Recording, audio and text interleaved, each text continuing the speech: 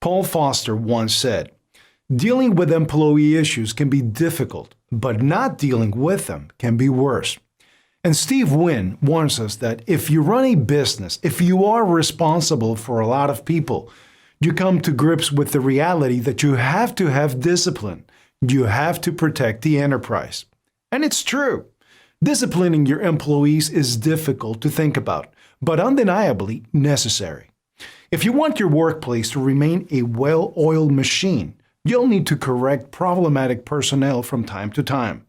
But how can we be sure to handle this critical aspect of leadership and management the right way?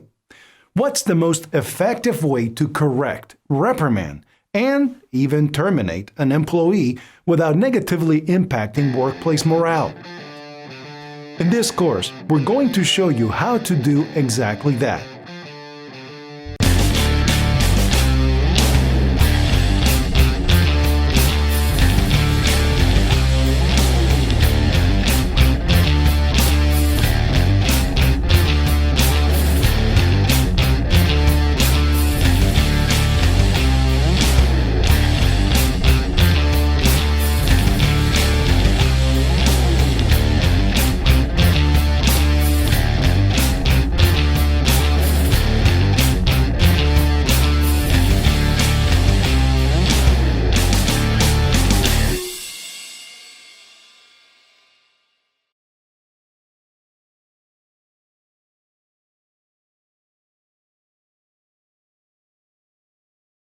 A survey said that 71% of workplaces reported disputes or conflicts in 1 year. Connecting to this, another survey said that about 52% of employees said that they had witnessed one kind of misconduct in the workplace in a given year, and 36% of them said that they witnessed two or even more kinds. It goes without saying that conflict requires mediation, and often those end in punishments for one or two parties. However, 58.3% of respondents in a given study disagreed with utilizing punishments to correct behavior. These statistics show that mentoring is an increasingly important area that businesses should focus on. Our course is going to consist of a series of critical discussion points. These are designed to cover this broad topic as thoroughly as possible, to encourage growth in these vital areas, and to facilitate a real and fruitful discussion within your organization about how you can each improve on this essential characteristic, both at work and in your personal lives in general. Some of these will be pretty lengthy, and some will be relatively straightforward and brief. At the very end of this roadmap comes the most important final step. Discussion time. Do not skip this. This is the most important part of this training. When you've finished this course, you need to spend at least an hour or so going over the questions we supply at the end as a group. Whoever's the head honcho in the group should designate a facilitator whose responsibility it is that each question is covered and that everyone, time permitting, is able to have their say. Make sure all contributions are valued, all suggestions considered, and all opinions respected. So let's move into the first discussion point. Disciplining employees. This may not be readily apparent, but disciplining employees isn't exactly a supervisor's favorite pastime. Disciplining your employees isn't about being the top dog and letting everyone know it. Disciplining is done for the good of the employees and the work environment. Employee discipline sets an example and protects the business. Therefore, it's in the organization's best interest to create a communication channel which is consistent and clear regarding disciplining employees. It'll be instrumental in avoiding lawsuits, especially for wrongful terminations. Why do we need to discipline people anyway? When employee behavior doesn't measure up to company standards, profits suffer. So does productivity and the work environment. Discipline involves informing the employee about the issue or issues post haste, and they should be given the chance to remedy it. Once you've gotten that squared away, follow the disciplinary process as prescribed by your organization's rules and regulations. Most of the time, you'll find that instruction and correction is the case when it comes to disciplining employees. As a supervisor, it's your duty to explain to the offending employee what areas or aspects they must improve on and propose solutions. You're also supposed to give them a reasonable period of time to implement the solutions. Only when serious misbehavior such as physical assault or theft occurs should you escalate to equally serious actions such as immediate termination. If you're faced with such a case, you've got to go to the proper authorities and/or associations. Progressive discipline. Disciplining employees is a difficult part of a leader's job. Not many leaders enjoy doing so, but it is a necessary evil. When disciplining, it's best to take the progressive approach. Most times when issues regarding employees crop up, the company usually goes through a process called progressive discipline. Progressive discipline may be legally defensible, but having to go through the entire process may cost the company much in terms of productivity, time, and profits. One may have to weigh the resources being spent on the offending employee against hiring and training an entirely new employee. Here's how it goes, in order. Before that, a word of warning. The process may not be as straightforward as described herein. The number of exchanges and time spent on each step may differ greatly, depending on who you're disciplining. Verbal warning or counseling. Written warning. Suspension. Termination. Stage 1 of progressive discipline. Verbal warning. As soon as a problem crops up, talk to the employee involved in the issue. Make sure to specifically state the issues you want to improve on and what solutions can be done in order to fix them. Do this tactfully and constructively. It would be ideal if you had a script for this stage.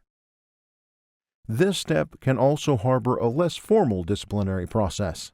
For example, if an incident is small enough, you may do some quick course correcting. If there's a need to meet multiple times in order to facilitate the disciplinary process, do so. You must advise your employee as necessary. At this stage, you already need to start keeping track of what you discuss with your employees and ensure it's written down somewhere, like a Word file, to document the disciplinary process. Stage 2 of progressive discipline. Written warning. If the employee persists with their bad behavior or less than optimal performance, or even if they take umbrage at being reprimanded in Step 1, give them a written warning. This warning must be detailed. It can be in digital or print form, or perhaps even both. Write a formal letter or email explaining why you're dissatisfied with how the employee is conducting themselves. Best to cite particular things you'd previously discussed with the employee, as you've already noted in Stage 1. You may have to mention that they will be suspended or even terminated if they still haven't improved themselves after a given period of time. Once this is done, send a signed copy of the written warning, signed by yourself, the person who's mediating the conflict, of course, a neutral witness, and the offending employee. In case the employee is confused about your guidance, you may give them a written copy of the documentation pertaining to the advice you'd given them. Mid-stage of progressive discipline. Final documentation. Your offending employee still persisting? Use your documentation of the disciplinary process so far. Basically, you'll have to read a comprehensive list of the employee's shortcomings, how they failed to achieve the benchmark, and reprimands from the supervisor, and what they were advised to do from the time the problem first came up. This isn't the end of the line for them, though. The employee still got the rest of the process to make things right. When documenting for the disciplinary process, The necessary information required is as follows: the issues which need attention, the goals for improvement, checkpoints for particular short-term goals, and deadlines. These are for bigger goals as well as a final or important goal. Ensure that you organize all pertinent information. Also, ensure that in a separate file you have the information discussed in the disciplinary meeting, information and discussions with eyewitnesses or complainants, and the offending employee, all written statements exchanged, especially between the mediating manager and the offending employee, all documents relating to the complaint or issue, the supervisor's report pertaining to their investigation on the problem, and all records of any solutions proposed and/or taken. Step 3 of progressive discipline: suspension or probation. If the issue still persists to this point, it's time for a suspension without pay. When you send a letter or an email of suspension, you must state in no uncertain terms that the employee will be at risk of further suspensions or terminations if they don't improve themselves. Before you do the suspending, best to talk it over with some HR professionals. A number of additional penalties alongside the suspension may be imposed as the management sees fit. Examples of these are docking one's pay, continuous supervision by a manager, or retraining the employee. Stage 4 of progressive discipline: termination. If you haven't achieved the desired results at this stage, and even with so many measures in place, termination may be in order. The termination meeting must be done in person. Not only this, but you need to have disciplinary processes documentation in order to outline everything relating to the process, the issues, the solutions from both the manager and the employee, and so forth. Schedule the employee for a pre-termination conference. Outline the reasons for termination in a letter that serves as a call to the conference. Once you've begun the conference, the employee must respond to the reasons for termination. Listen to them well, and after, you've got to deliberate on whether or not you'll carry out the termination, or simply give a penalty. Quick pointers before you get started on the progressive discipline process. Now that you've got the basics of progressive discipline down, you need to make sure you're prepared to begin the process. Here are some tips that'll really smooth it over. Get familiar with the law. Management staff basically have free rein on how to deal with internal issues or conflicts, but they've all got to be aware of the law. It broadly covers issues regarding workplace discipline. Employers are advised to be cautious and thorough, so you may have a lawyer go over things with you to ensure that you don't miss anything. Have everyone sign off on the company rulebook. Make sure that the rules of the company are clearly outlined in writing. Cover every detail you possibly can so your staff can act in the way you intend for them to. You may also read the rules out loud. Get your managers on the same page when it comes to discipline. You've got to ensure that your managers are fully aware of company rules and regulations and how the law impacts them. This is to avoid legal trouble. Managers have different leading styles, so it follows that they'll have different disciplining styles. Managers should be consistent in handling transgressions. Figure out how you'll dish out discipline. There are many approaches to disciplining your staff, so figure out if a punitive or a corrective approach is what you need for a given situation or impromptu course correction. Use the approach that you believe works best for your business, your personal comfort level, as well as the particular employee you have to convene with. While speaking to the offending employee. When disciplining, be cautious because your employee can end up taking legal action against you. Employers aren't worried about discipline just because they hate confrontation. So keep these tips in mind. Be clear. Be very clear. Be very clear and concise in your wording. You must reference the gravity of the issue. Clearly define the problem in an understandable way when you speak to the employee. You've got to talk about the undesirable behavior and its impact on the organization. Explain clearly and concisely to them why the behavior is an issue and why you wanted to address it, and the employee will want to fix the issue of their own free will. This is also an effort in using objective language. Structuring your disciplinary speech in this manner will help the employee understand, and it allows them the chance to take responsibility for themselves. Avoid bringing your personal opinions into it, and you'll avoid sounding like you're attacking your employee. You may also provide physical evidence in case your employee tries to deny or refute your case. Write it all down. Write everything down. Everything. Take note of everything you and the employee discuss when you have your private sit-down. Make sure you have the details of aberrations in the employee's usual outputs or patterns. This can be collated into a document which will be proof when asked why you believe there's an issue with the employee. After sorting it out, send this summary document to the offending employee and ask them if they've got any qualms with it. Having you be aware of company guidelines, take note that a manager should review your documentation work, especially before you terminate someone. However, termination isn't your only option. You may have the employee resign, transfer, or be demoted. You'll want to have the proper documentation supporting you in case drastic measures are required.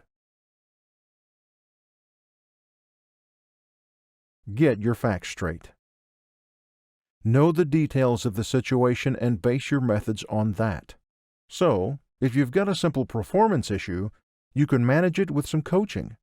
If you're dealing with an employee who's willfully doing malicious actions, chances are you'll need to be much harder on them.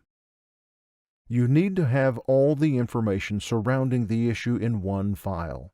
So before you end the meeting, or even during it, check if you overlooked anything.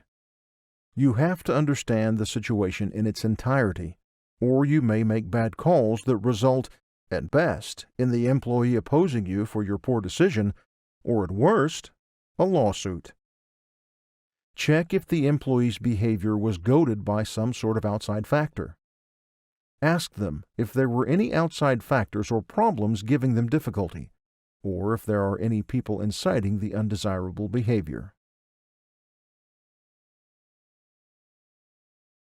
Your rule book is your shield. Make sure everyone knows the drill. The company rulebook will greatly help with this. Ensure that the policies contained therein cover an abundance of situations. Use the rulebook to guide how you'll deal with disciplining an employee. The usual policy organizations follow is progressive discipline.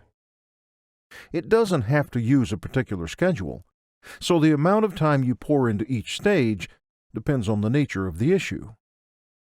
Your rulebook is made of paper, so bend the rules. Follow the company's rules and regulations, but do so within reason. There should be allowances for the unexpected. Discipline your staff fairly in accordance with the rules, but don't be overly strict. Your company mostly has free rein when it comes to disciplining your employees, so bend the rules as you see fit. Make sure to consistently apply the rules while being fair and impartial with your judgments. Also, discuss with the offending employee about the issue in private. Speak from the heart. Say it like you mean it. Focus on positive growth and not threats. Correction helps in the long term, while threats will alienate the employee from you because you're inspiring fear. You must provide clear steps towards a longer-term solution, and you should also write this down in documentation. People will consciously or subconsciously want to improve themselves and become a better person, and by extension, a better person in your organization. Help your employee through their journey of self-correction.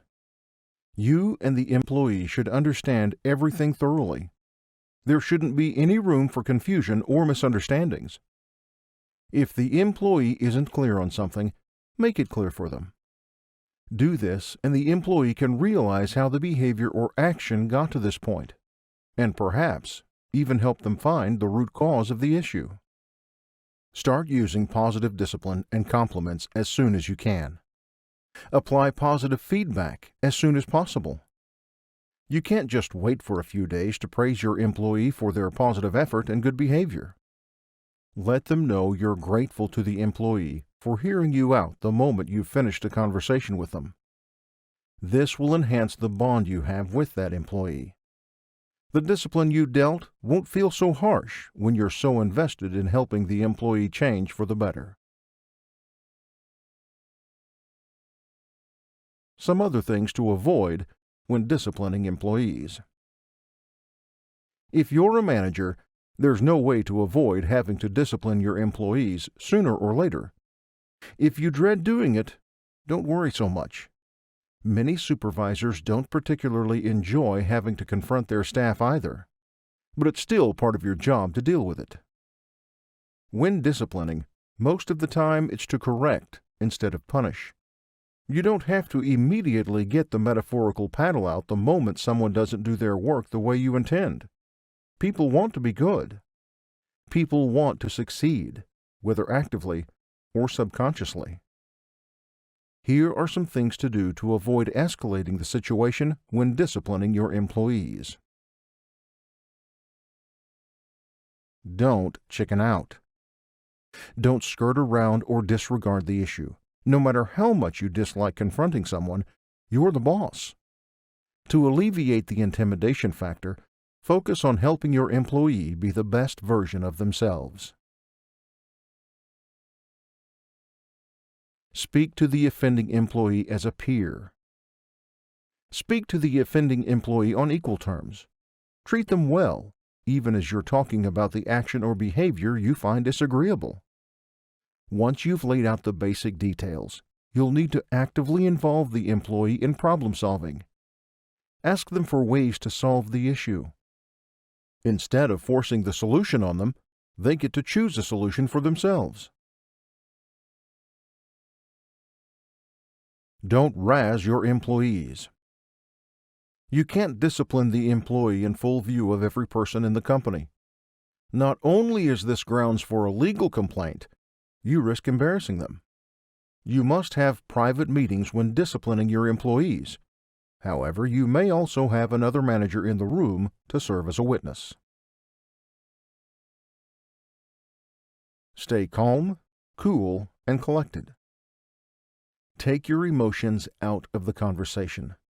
Be logical and calm while you're disciplining your offender. If you do this, there's very little chance of you escalating the tension.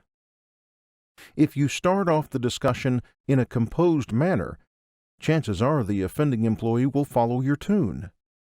You cannot conduct discipline when the person you're talking to is too inflamed to carry on an investigative discussion. An ounce of prevention and all that. Disciplining employees is good and all, but in order to lessen conflicts with problems within the company before they even arise, here are some tips. Have regular private meetings with your staff. One-on-one time will help you sniff out any issues before they grow into something particularly troublesome. This also strengthens your employees' relationship with you and your company as well, and will motivate them to work harder. Be the shining example. Do what your employees should be doing, and this sets a precedent for them. Your actions will establish discipline without having to say much or anything at all. Get active. Get everyone's blood pumping. If you add a physical fitness activity to the workday, people will become far more productive than if they hadn't started their day with some light calisthenics. Have employees show off what they're doing. The objective of this is to motivate your other employees, not to make them feel bad about how little or how slowly they're doing their jobs. Do this right, and everyone will end up being more conscious about how they go about their day if you show off their tasks. You can keep track of these tasks by using a whiteboard or perhaps online tools. Get an operation workflow going. The workflow needs to detail tasks and also the deadline of the task. Aside from this, you'll need to physically check in on your people regularly, as well as the tasks they're working on. This can be expedited with online tools or applications. Engage everyone, and discipline will follow.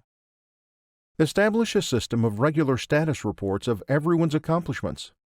This forces each employee to hold themselves accountable for their work ethic.